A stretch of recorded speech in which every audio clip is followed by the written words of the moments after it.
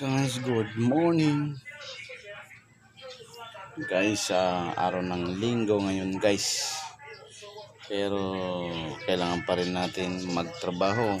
Ngayon dito na tayo sa ating ginagawang bahay. Yan kahapon na baklas na natin kisamidyan. Ito pala guys ay sabi ng may-ari nakaraan ay nailipat na namin ang kanyang yung ng excuse paan niya ng ng aircon. Yan namin nilagay. Ngayon guys ay nagbagong isip kagabi. Tumawag na naman. Dapat daw dito daw ilalagay sa malapit. Ngayon mahirap kasi galawin ang kanyang hose na to. Yan. Kasi sa kalumaan na rin guys. Sa tagal na rin yan.